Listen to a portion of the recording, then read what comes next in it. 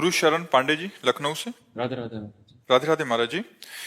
महाराज जी, आपने मुझसे पहले एकांतिक में कहा था कि दीक्षा दो प्रकार की होती है, आंतरिक और बाहरिक। तो महाराज जी, मैं ये कैसे जान सकता हूं कि मुझे शिष्य के रूप में स्वीकार कर लिया गया है? ये गुरु से जानने की जरूरत नहीं, अपने को जानने की जरूरत है कि मैं कितना समर्पित हुआ हूं इनको। गुरु माने कि आप शिष्य नहीं, शिष्य माने गुरु। द्रोणाचार्य जी ने एकलव्य को हटा दिया था, हम तुम्हें शिष्य नहीं मानते, क्योंकि हम राजकुमारों के राजगुरु हैं।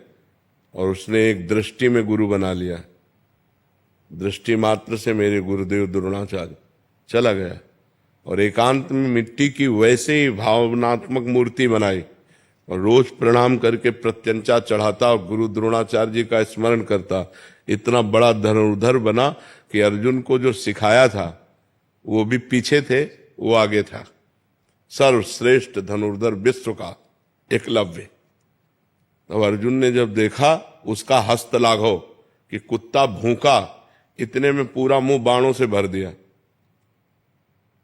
कहा हमें आशीर्वाद दिया है हमारे गुरु ने कि तुम विश्व के सर्वश्रेष्ठ धनुर्धर हो, और मैं आज निर्णय करता हूं कि मैं तुम्हारे सामने कुछ नहीं हूं। तुम किसके शिष्य हो? तो उनका गुरु द्रोणाचार्य जी के। बात समझ में आई? द्रोणाचार्य जी ने हटा दिया था कि हम राजगुरु हैं, क्षत्रिय राजकुमारों के। तो शिष्य के माने गुरु, ना कि गुरु के माने शिष्य। आप कितने % समर्पित हैं ये आपका हृदय जानता है। हम बिल्कुल आपको तिरस्कार करेंगे और आप मानते हैं कि आप मेरे परब्रह्म परमात्मा हैं, आपका कल्याण हो जाएगा। और हम कहते तुम हमारे शिष्य हो और तुम हमारी अवहेलना करो अंदर से, तो आप नरक जाओगे, कोई उससे लाभ नहीं। कंठी बंधवा लो, तिलक लगवा लो और मनमानी आचरण करो तो आपकी दुर्गति हो जाएगी, आपका कल्याण नहीं होगा। हम बिल्कुल तिरस्कार, हम मानते ही नहीं आपको, और आप हमारे परब्रह्म परमात्मा हो, आप परम भगवान को प्राप्त हो जाओगे। समझ पा रहे हैं आप?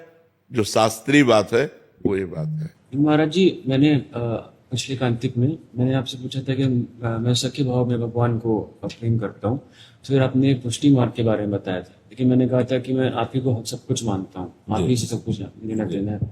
फिर तब आपने कहा था कि आप हमको आंतरिक से गुरु मानो, फिर आगे बढ़ो। तो वही मैं जानना चाहता था कि इसी मार्ग में अंदर से मान के आप। देखो, अगर आप भजन शुरू करो, भगवान आपके भाव को जानते हैं। आप अगर उनसे सखा भाव रखोगे, मित्र भाव रखोगे, पुत्र भाव रखोगे, जो भाव रखोगे वो आपको अनुभव करा देंगे। नाम जप करो, पहले दाम इकट्ठा करो, फिर जो चाहो खरीद लो। नाम वो धन है जिससे भगवान को अधीन किया जा सकता है।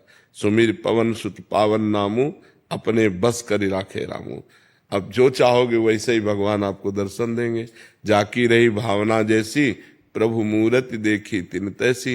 यदि आप भगवान को बाल रूप देखना चाहोगे तो बाल रूप, मित्र रूप मित्र रूप, पिता रूप पिता रूप, स्वामी रूप, जो चाहो जैसे चाहो, वो तो करुणा निधान है, वो सब विधान बना देंगे। जो भाव देना है, जो मंत्र देना, वो सब विधान। बस आप नाम जप करना शुरू करो।